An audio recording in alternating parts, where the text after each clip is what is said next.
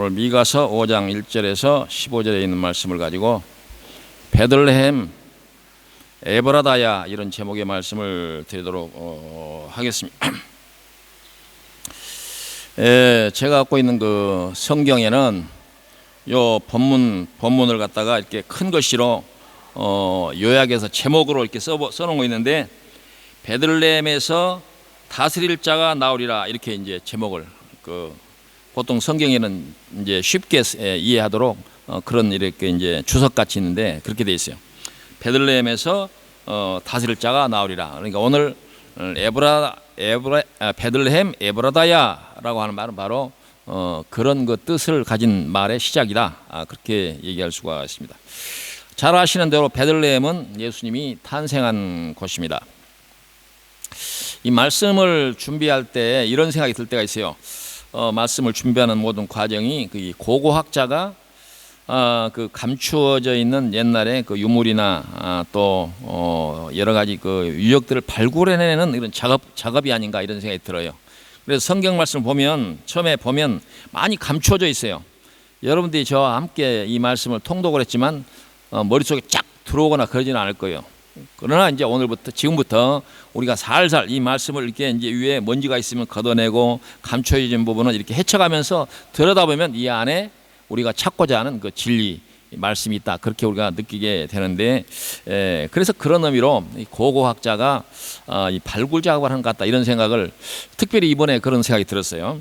왜냐하면 저도 이 말씀을 보면 처음에 이 본문을 선택해 놓고 읽으면 암담해요. 도대체 하나님께서 이 말씀을 통해서 오늘 우리 성도들에게 무슨 말씀을 주시려고 이 말씀을 주실까, 그래서 고민하면서 차근차근 이렇게 이제 빗자루로 쓸고 또 작은 삽으로 긁어넣어 이렇게 하면 속에 이게 드러나는 그 느낌들이 은혜가 되기도 하고, 이 말씀을 주시려고 이 말씀을 주셨구나, 이렇게 생각이 드는데, 오늘 여러분들도 그러한 작업에 동참하게 되기를 바랍니다.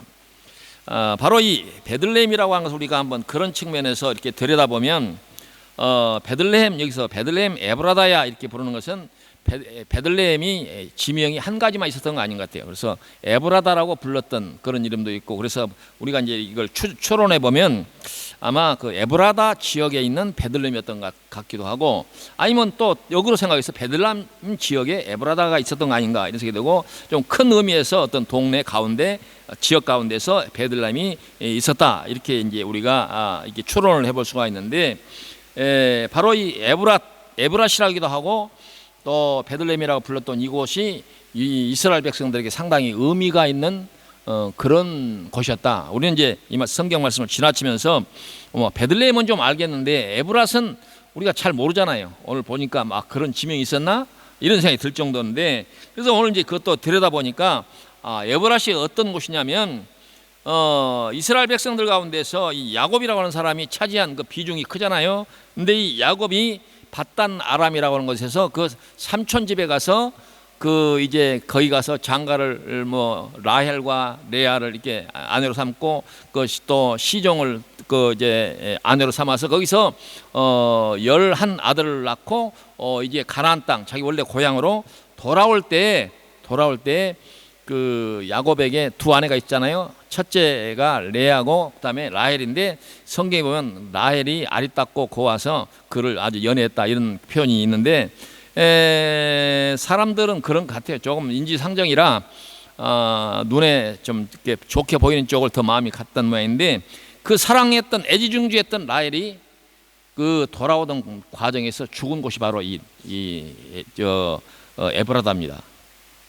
그래서 그 이스라엘의 역사 가운데서 이제 만약에 그 내용을 잘 아는 사람들 같으면 에브라다 이렇게 들리면 그 야곱이 거기서 얼마나 슬펐을까, 이런 생각을 해봄직한 그런 동네다, 그러니. 그래서 베들레헴이나 에브랏은 바로 그런 곳이다. 우리가 성경을 이해할 때 좀 이렇게 입체적으로 이해를 해야 이 성경 말씀의 그 참뜻이 우리가 이해하는 데 도움이 됩니다.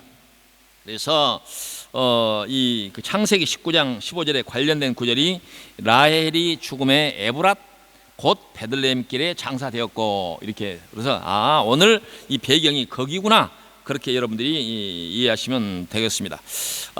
그래서 그리고 또 잘 아시는 대로 이 라헬 그 이제 첫째 부인이었던 레아는 자녀를 많이 낳은 데 반해서 이 라헬은 딱 둘만 낳았어요. 그 둘이 누구냐면 요셉과 베냐민입니다.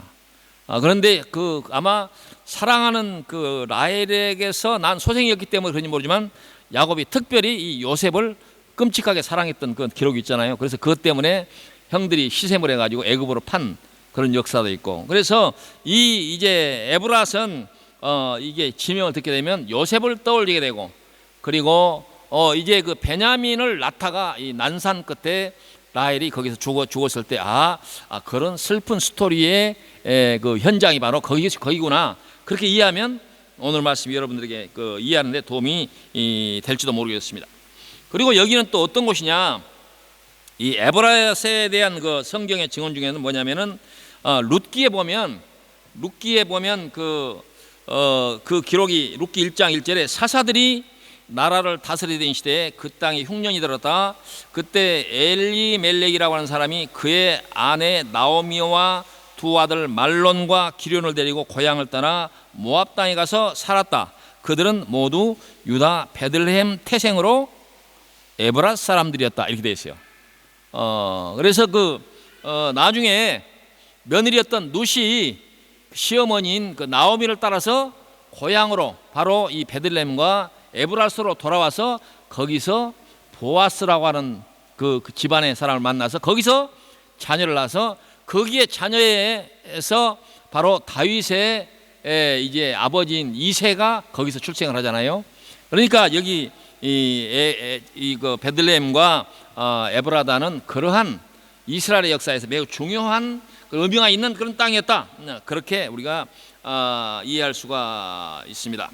그래서 사람들은 에브랏 혹시 베들레헴 이렇게 이스라엘 백성 우리는 잘 모르지만 이스라엘 백성들은 베들레헴 에브랏 그러면 그때는 이미 예수님께서 이게 탄생하기 전이기 때문에 예수님이 탄생하신 후에는 베들레헴 그러면 예수님이 탄생하신 곳이구나 이렇게 했지만 그때 당시 이 배경이 됐던 그때 당시는 그런 일이 없었기 때문에 아마 에브랏이나 베들레헴은 요셉과 또 혹은 베냐민과 룻과 관련한 이러한 기억들 이런 추억들을 아마 이스라엘 백성들이 떠올렸을 것이다. 그렇게 이해할 수가 있다. 그런 말입니다. 그래서 이스라엘 백성들의 사람들의 입장에서는 그 지명은 매우 익숙한 것인데 그 익숙한 많은 사람들에게 유명하게 알려진 땅에 비하면 거기는 그렇게 대단한 동네는 아니었다. 그런 얘기. 그래서 오늘 표현이 그 성경적 표현이 뭐냐면은 거기는 그 베들레헴 에브라다의 이름을 부르면서 작다 혹은 그리고 작지 않다 이런 표현을 합니다. 그래서 이 땅은 그 예수님이 태어난 이후에나 그 전에 이런 표현을 쓴 이유가 뭐냐? 실제로는 베들레헴이나 에브랏은 그렇게 대단한 그렇게 큰 그런 이 고을은 아니었지만 의미로 볼 때 작지 않은 의미가 있다 그런 얘기예요. 그래서 오늘 이 성경의 표현이 바로 그런 말이라고 할 수가 있습니다. 이제 예수님께서 이 세상에서 태어난 사건을 우리 세상 사람들은 그 사람이 갖고 있는 믿음의 정도에 따라서 크게 보거나 적게 보거나 이렇게 합니다. 그래서 예수 믿는 사람들은 예수님이 이 세상에 태어난 사건을 이 인류 역사상 가장 큰 사건으로 우리가 이해를 하잖아요. 왜냐? 우리의 구원자가 되시는 또 하나님이 이 세상의 역사에 뛰어든 사건이 그 베들레헴이라고 하는 것에 왔기 때문에 믿는 사람들에게서는 그 느낌이 어마어마하게 크게 와 닿는데 반해서 안 믿는 사람들은 그 베들레헴이 나와 무슨 상관이며 에브랏이 나와 무슨 상관이 있느냐 그렇게 생각할 수 있다 그런 얘기입니다. 그런데 이 말씀 뭐냐면은 사람들이 작게 이렇게 생각할 수도 있는 그 땅이었지만 의미로 보면 이 에브랏이나 베들레헴은 대단히 작지만은 않은 그런 고을이다. 그 말은 뭐냐면 규모나 범위나 부피를 말하는 것이 아니라 의미로 볼 때 작지 않은 것이다. 그러면 뭐랍니까? 여기에서 믿음의 출발이 가능하다 그런 얘기입니다. 바로 우리가 이해를 좀 깊이 한다고 하면 하나님께서 이 인간의 역사에 뛰어들었다고 하는 사실을 일반 사람들은 동의할 수도 없고 믿을 수도 없는 불가사의한 사건이며 대단한 그런 역사적 사실이다라고 할 수가 있을 때, 그 근거지가 되는, 그 통로가 되는 이 베들레헴이라고 하는 것이 얼마나 엄청난 의미가 있느냐라고 하는 의미로 사실상 동네는 적지만 작지 않은 도시다, 그렇게 얘기를 했다, 그런 얘기. 바로 우리가 믿음이라고 할 때, 믿음은 뭐냐? 하나님이 이 세상에 오셨다고 하는 사실을 우리가 받아들이고 아멘으로 고백하는 거 아닙니까? 그렇다고 한다면 이 베들레헴도 그런 의미가 있는 것이다, 그런 얘기라고 할 수가 있습니다. 그래서 이 엄청난 사실이 바로 이 베들레헴이라고 하는 것을 통해서 시작되었다라고 하는 사실을 우리가 얼마나 크고 중요하게 받아들인가에 따라서 그 사람이 갖고 있는 신앙의 정도와 깊이가 결정된다 해도 과언이 아니다.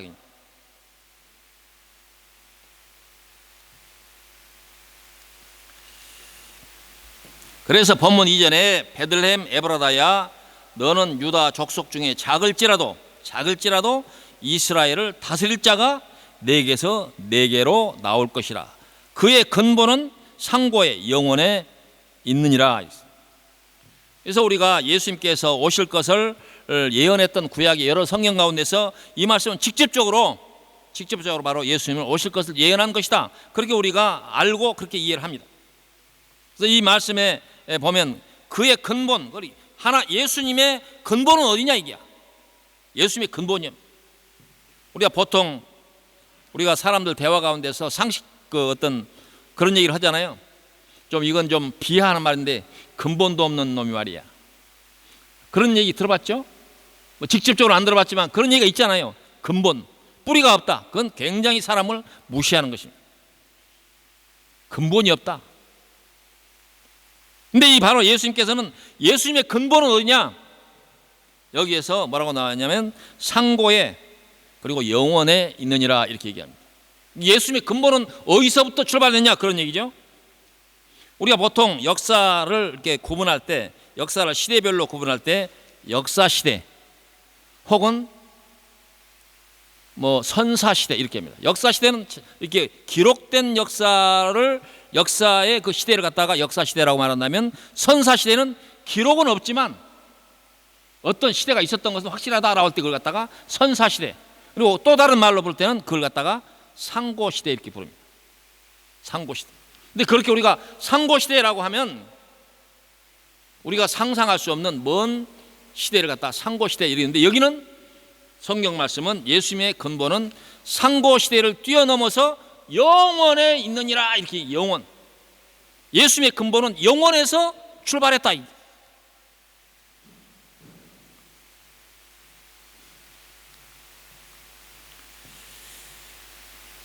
우리가 이 창세기 1장에 나오는 첫 머리가 태초에, 이렇게 아마 이와 같은 말하고 일맥상통하는 얘기라고 할 수 있어요.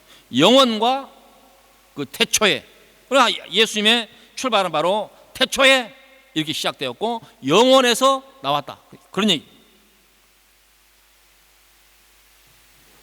그래서 이 영원으로부터 근본이 출발하고 있는 그 그리스도께서 태어난 곳이 바로 베들레헴이다. 그러니까 이 베들레헴의 의미가 적냐? 그렇지 않다. 동네는 적을지 모르지만 대단히 큰 의미가 있다, 그런 의미입니다. 지금도 베들레헴에 가면 그 베들레헴에 기회가 되면 한 번 정도는 가볼 만해요. 예수님이 태어난 곳이라고 해서 그 기념하는 그 교회는 지금은 그 이제 오소독스 그 그리스 정교회가 관리하는 지역이 따로 있고, 캐토릭이 관리하는 지역이 있고, 알미니안 교회가 관리하는 지역이 있고, 여러 그 교파가 그 한 베들레헴, 그래서 문은 한 곳으로 들어가는데 구역이 나눠져 있습니다. 근데 거기에 이제 예수님이 탄생한 곳이다라고 이렇게 표시된 곳이 별표로 이렇게 되는 걸 보는데, 거기가 바로 예수님께서 태어난 곳이다, 이렇게 해서 많이 기념을 합니다. 이제 그렇게 기념하는 이유가 하나님이 이 세상에 오신 그와 같은 어떤 역사적 사실을 크게 기념하기 위한 그런 여러 인간적인 노력들의 일환이다, 그렇게 우리가 이해할 수가 있겠습니다. 근데 오늘 이 예수님께서 이 세상에 오신 것은 그렇게 오셨는데 바로 오늘 이 미가서가 왜 중요하냐? 그럼 예수님께서 왜 오셨는가? 왜 이 세상에 오셨는가를 설명하는 그 배경이 바로 미가서다. 그런 미가서가 왜 그러잖아요. 예수님께 뭐하러 이 세상에 오셨냐? 라고 할 때 물론 성경 전체를 가지고 예수님이 이래서 세상에 오셨다 여러 가지로 설명할 수 있지만 일단 오늘 미가서를 배경으로 말하면 이 미가서는 예수님이 이 세상에 왜 오셨는가를 설명하는 대단히 적극적인 그런 설명이다. 그런 얘기죠.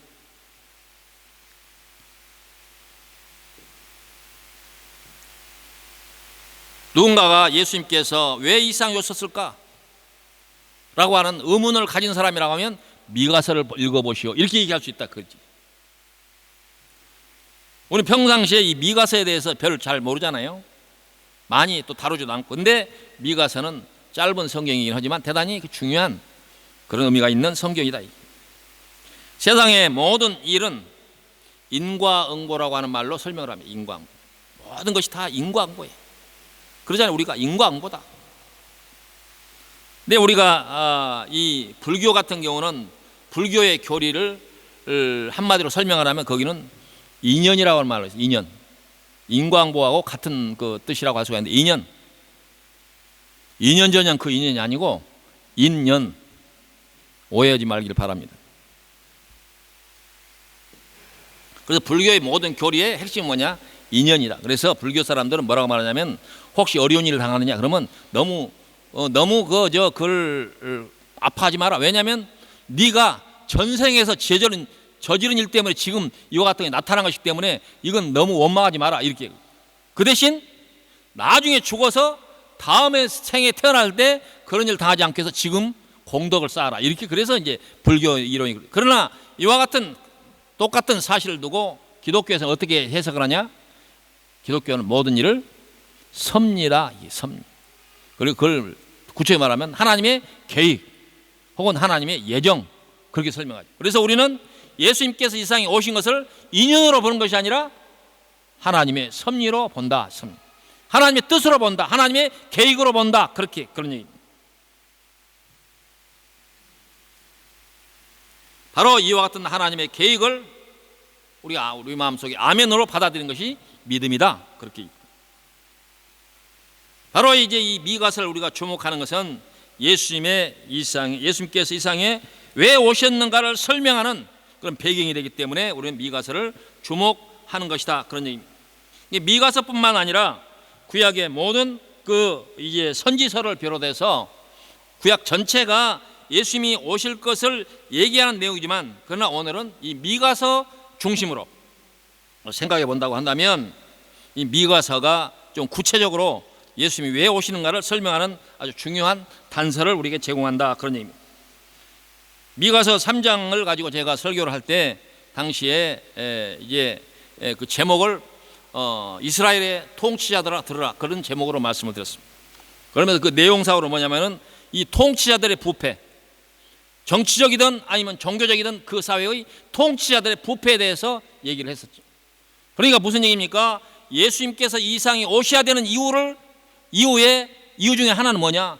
통치자들의 부패와 종교 지도자들의 부패가 예수님이 오셔야 되는 이유가 된다. 그런 얘기.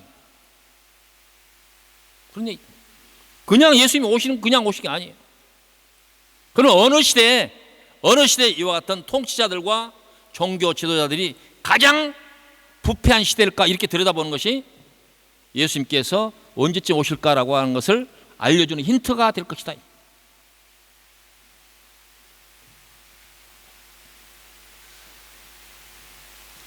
그리고 미가서 4장의 말씀을 가지고 제가 말씀을 드릴 때 거기에서는 여호와를 의지하여 이런 말씀을 드렸습니다. 이 말씀은 뭐냐? 우리가 결국 이 세상의 모든 그 죄악으로 말미암아 다가올 그와 같은 상황에서 우리가 피할 수 있는 것은 오직 여호와를 의지하는 길 외에 없다. 그렇게 설명을 했어요. 그리고 이제 미가서 전체를 시작하는 그 미가서 1장에서 뭐라고 말하냐면 첫머리에 모레넷 사람 미가에게 임한 여호와의 말씀 곧 사마리아와 예루살렘에 관한 묵시라 이렇게 되어 있습니다. 그러니까 무슨 말이냐면 쉽게 얘기하면 예수님께서 이 세상에 왜 오셨을까를 설명하는 배경이 이스라엘의 남북조 시대다. 그러니까 어쩌면 우리나라하고 그렇게 역사가 좀 이렇게 오버랩 되는지 모르겠어요. 남북이 나눠 있을 때가 근데 보면 이스라엘의 북쪽이나 이스라엘 남쪽이나 북쪽 이스라엘과 남쪽 유다는 누가 더 잘했다 누가 더 못했다 할 정도로 앞서거니 뒤서거니 하나님 앞에 죄악을 저지르고 불순종하는데 그 죄악과 불순종의 핵심이 뭐냐? 우상을 섬기는 것들이었다. 우상. 끝없이 이웃나라 아수르를 쳐다보고 바벨론을 쳐다보고 애굽을 쳐다보고 그들이 섬기는 바알을 끌어다가 섬기고 아세라 성을 그것이 바로 이 이스라엘 남북조 시대의 역사인데 그것이 바로 예수님께서 이 세상에 오시는 것을 설명하는 배경이 된다. 그런 얘기. 그런데 오늘 이제 본문 1절 첫머리에 딸 군대여 너는 때를 모을지어다 그들이 우리를 에워쌌으니 막대기로 이스라엘 재판자의 뺨을 치리로다 라고 말씀하고 있습니다. 이 말씀은 좀 어려운 말인데 세번역 성경에 보면 이 구절을 이렇게 표현하고 있습니다. 군대의 도성아 군대를 모아라 우리가 포위되었다. 침략군들이 몽둥이로 이스라엘의 통치자의 뺨을 칠 것이다. 이 말은 무슨 말이냐면 이 말은 당시 그 시대적 배경을 두고 설명한 말인데 이 예언 후에 결국 어떻게 되느냐? 그 북쪽의 이스라엘과 남쪽 유다는 차례대로 아수르와 바벨론의 멸망을 당합니다.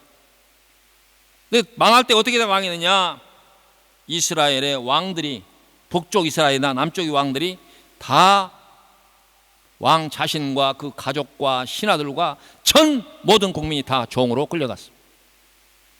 이와 같은 왕이 당하는 수모를 어떻게 말하냐? 왕이 뺨을 맞았다. 이건 바로 그때 시대적 배경을 가지고 설명할 때는 이스라엘 왕이 뺨을 맞았다 그렇게 설명할 수도 있고 영적인 의미로 보면 이 세상 권세가 하나님의 뺨을 때렸다 이런 얘기입니다.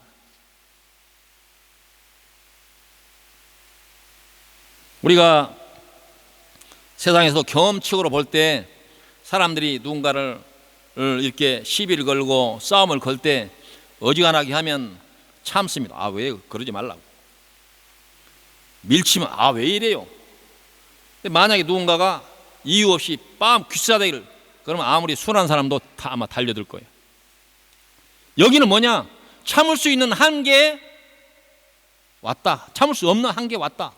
만약에 하나님께서 용서했는데 마지막 단계 하나님의 뺨을 치는 상황이 온다면 하나님도 이때가 마지막 때다 이게. 이때가 이때. 하나님의 뺨을 치는 이때가 어디냐? 예수님이 이 세상에 오셔야 할 때다 이게. 하나님. 그러니까 하나님도 참고 용서하시고 참는 분 아닙니까? 그럼에도 불구하고 어떤 때가 오느냐? 하나님의 뺨을 치는 그런 시대가 올 것이다. 그것이 시대적으로 설명하는 것이 바로 이스라엘의 남북조 시대 정치인들과 종교 지도자들이 하나님 앞에 불순종하고 불순종한 그 요소가 뭐냐? 우상을 끌어다가 그를 섬기고 바알과 아세라 목상을 섬겼다.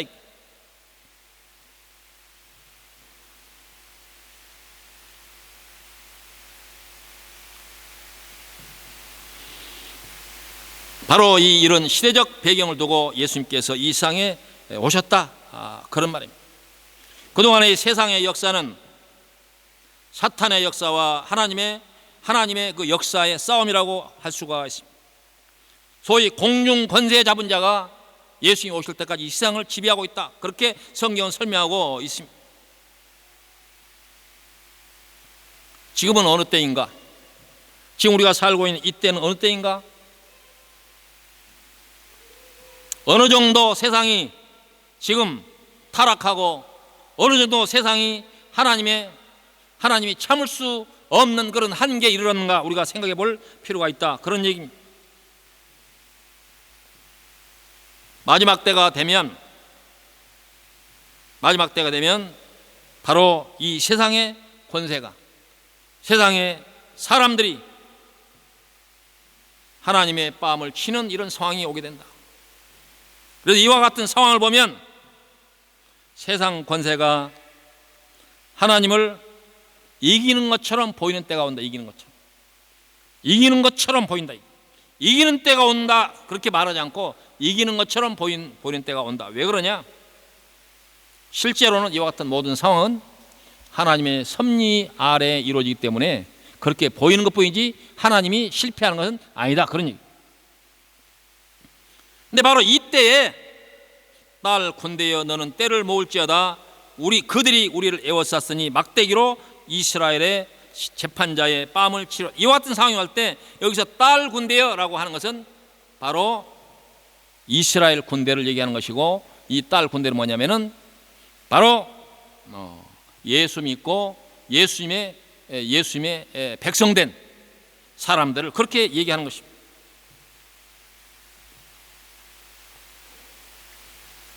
지금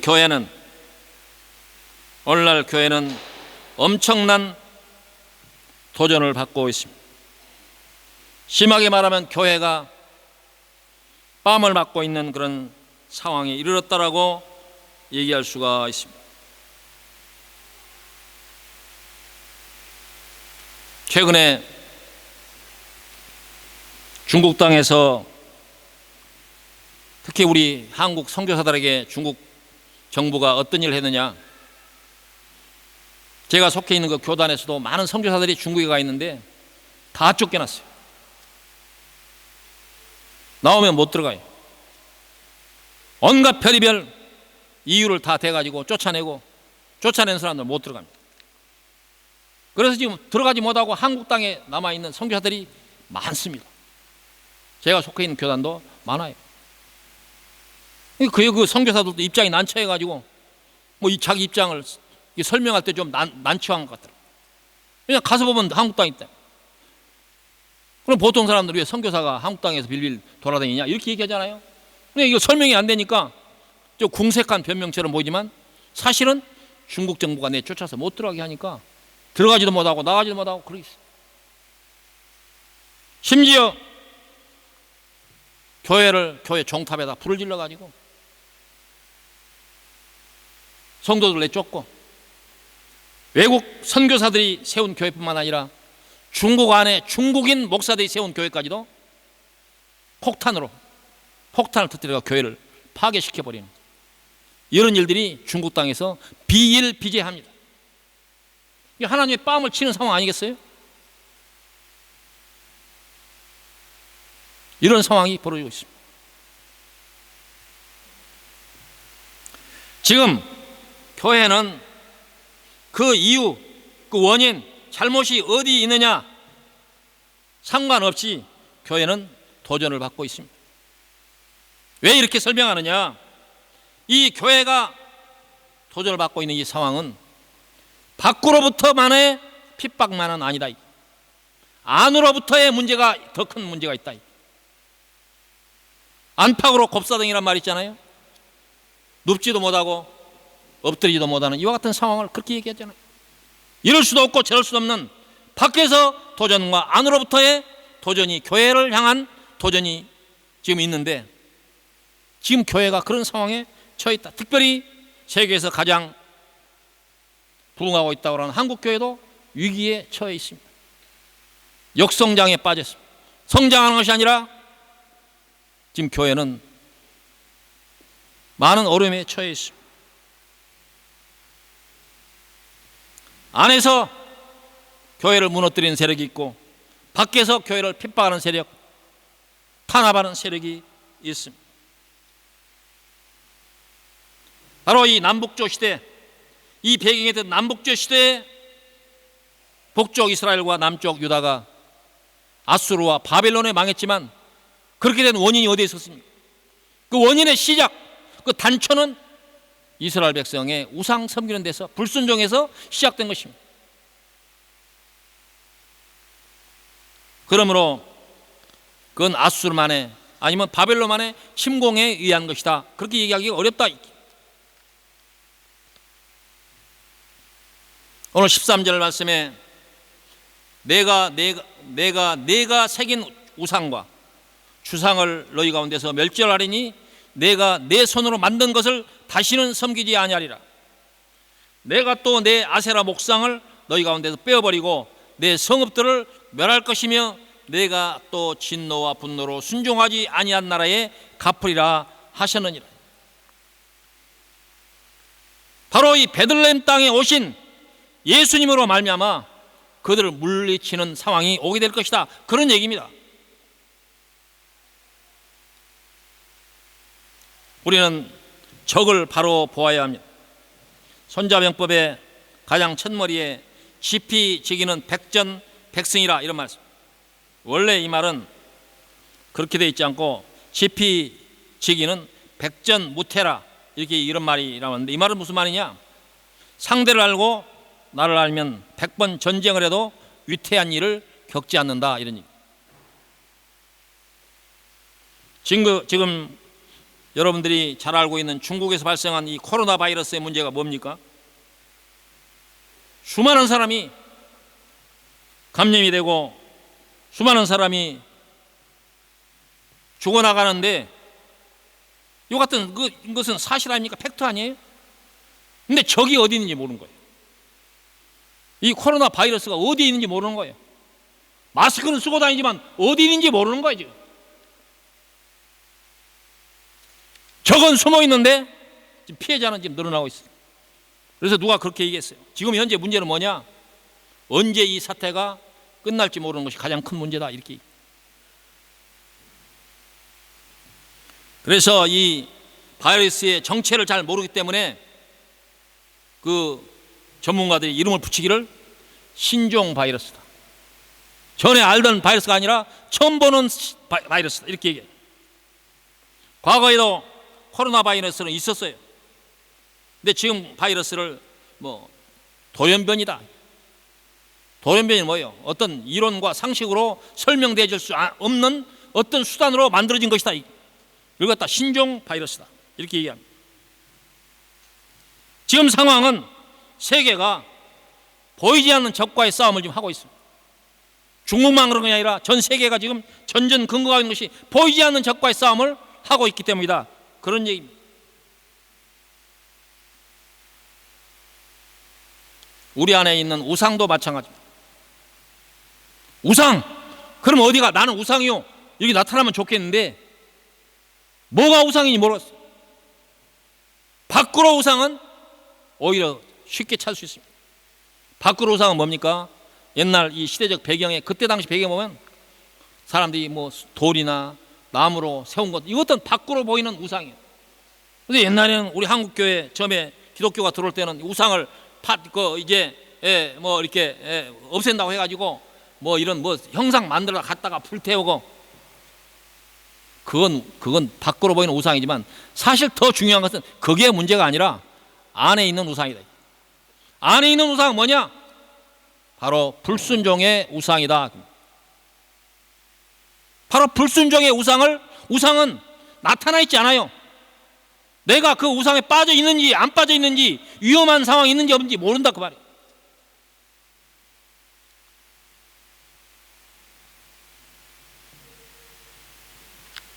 그게 바로 상대를 알아야 내가 이기는데, 상대를 모르는 상황이기 때문에 어려운 상황에 빠졌는데, 오늘 이 시대의 우상은 뭡니까?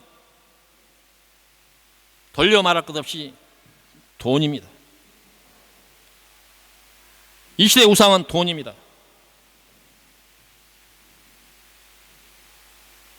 돈을 사랑함이 일만하게 근원이라고 말하지 않았습니다.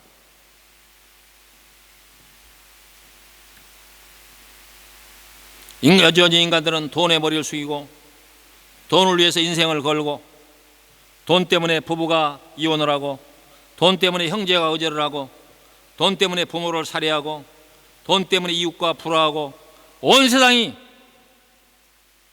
돈으로 홍역을 치르고 있습니다. 그런 상황입니다. 특정한 어느 나라뿐만이 아닙니다. 온 세상이 돈에 환장한 시대가 와 있어요. 소위 우리가 쉽게 말하는 경쟁력이라는 게 뭡니까? 경쟁력. 누가 더 돈을 많이 버느냐, 그거 아니겠어요? 온 세상이 이 경쟁력에 목을 메고 있는, 어떻게 하면 세상이 관심을 갖고 하나님의 말씀에 순종할 것이, 이건 중요한 이슈가 아니에요. 어떻게 하면 누가 더 많이 얻느냐, 어떻게 하면 누가 더 큰 부자가 되느냐. 13절에 내가 또 내 아세라 목상을 너희 가운데 빼버리고, 마지막 예수님께서 오셔서 하실 일 중에 하나가 내 아세라 목상을 너희 가운데서 빼버리고 이라고. 보통 구약에는 바알과 아세라상이 계속 함께 나옵니다. 아세라, 바알과 아세라. 근데 여기서는 바알 이름은 안 나오고 아세라 신만 나와요. 아세라 목상. 아세라 신은 어떤 신이냐? 풍요의 신, 풍요의 신. 결국 인간의 마음속에 남아있는 이 아세라 목상은 뭐냐? 탐욕, 욕심이 있어. 욕심이 가장 큰 우상이에요. 욕심이 잉태하여 죄를 낳고 죄가 장성하여 사망을 낳는다고 말하지 않았습니까? 바로 이 탐욕이 우리에게 가장 큰 숨겨져 있는, 적을 알 수 없는 그런 우상이 우리 안에 있지 않은가 들여다봐야 된다, 그런 얘기. 마지막 때가 오는 가장 결정적인 이유는 이 탐욕의 신 때문이다. 그래서 여기서 바알은 너무도 잘 알잖아요. 바알은 우리가 어떤 대상으로서 누가 하나님인가 이런 대상을 얘기한다면, 아세라는 안에, 우리 안에 도사리고 있는 그 추구하는 그 방향이 뭐냐, 그걸 설명한 것이 바로 아세라상인데, 어떻게 보면 바알보다 이 아세라 신이 더 문제다. 우리 안에 도사리고 있는 신, 그것이 바로 아세라 우상이다. 밖에 있는 신은 눈으로 보이니까 우리가 무찌를 수가 있는데, 내 안에 있는 이 우상은 보이지 않으니까 모르는 거예요.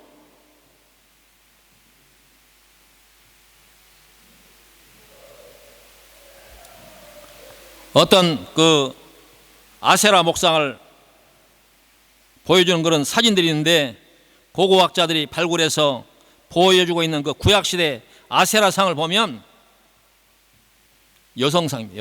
여성상인데,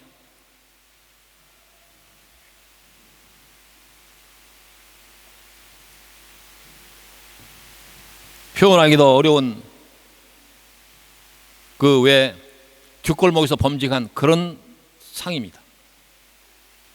머리를 풀어 헤치고, 대단히 죄송합니다만 표현이, 큰 젖가슴을 드러내놓고 머리는 풀어 헤치고, 지금도 어디선가 볼 것 같은 온갖 치장을 다 하고, 그렇게 되어 있습니다. 아세라상. 이 탐욕의 끝은 거기입니다. 그러잖아요. 권력과 탐욕, 음란, 이와 같은 것은 연결되고 한 가지라고 할 수가 있습니다. 바로 이와 같은 세상을 우리가 지금 목격하고 있고, 바로 이와 같은 세상을 죄가 가득한 세상이라고 얘기를 합니다. 이와 같은 세상이 하나님의 뺨을 치는 시대다. 바로 이런 시대에 왔기 때문에 교회는 힘을 못 쓰고 오히려 코너에 몰려가지고 손가락질을 당하고, 교회는 세상을 향해서 제대로 된 메시지를 전달할 수 없는 그런 시대에 우리가 살고 있습니다. 이때 바로 베들레헴 에브라다야, 너는 유대 족속 중에 작을지라도 이스라엘을 다스릴 자가 내게로 나올 것이라. 그의 근본은 상고의 영혼에 있느니라. 그러므로 여인이 해산하기까지 그들을 붙여두시겠고, 그 후에는 그의 형제 가운데 남은 자가 이스라엘 자손에게로 돌아오리니, 그가 여호와의 능력과 그의 하나님 여호와의 이름의 위엄을 의지하고 서서 목축하니 그들이 거주할 것이라. 이제 그가 창대하여 땅끝까지 미치리라. 이 사람은 평강이 될 것이다. 이건 예수님을 설명하는 직접적인 설명입니다. 예수님이 마지막 때, 바로 이와 같은 죄악이 간영할 때 예수님이 세상에 오실 것이다 라고 하는 얘기. 바로 예수님께서 이 세상에 오셔서 이 죄악이 관영한 시대에 그들을 물리칠 것이다, 그들을 다스릴 것이다, 그런 얘기입니다. 그리고 구원받은 모든 백성들이 미가서 4장을 설명할 때 우리가 우리가 시온으로 오르자 아우성치면서 모든 다른 이방인들이 시온으로 몰려든다, 그렇게 얘기하지 않았습니까? 바로 이 사람들이 바로 예수님의 군대가 되어서 모인다, 그런 얘기입니다. 마지막 때가 되면 예수님께서 이 세상에 오실 날이 오시게 될 것이며, 바로 예수님께서 물리치실 대상자들은 바로 아세라 목상으로 이제 설명되어지는 그와 같은 악한 세상의 모든 군상들이라고 할 수가 있습니다. 그래서 예수님께서 오셔서 이루실 세상에 대한 적당한 성경의 해답이 있습니다. 베드로후서 3장에 있는 말씀을, 결론의 말씀을 함께 읽도록 하겠습니다. 여러분들이 다 함께 베드로후서 3장을 찾아보기를 바랍니다.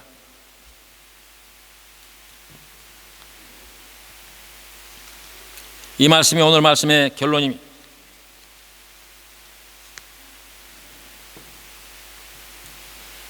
시작.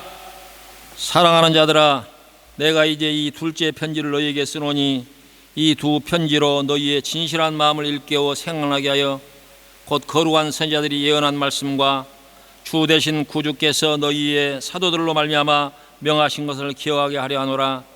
먼저 이것을 알지니 말세에 조롱하는 자들이 와서 자기 정욕을 따라 행하며 조롱하여 이르되 주께서 강림하신다는 약속이 어디 있느냐?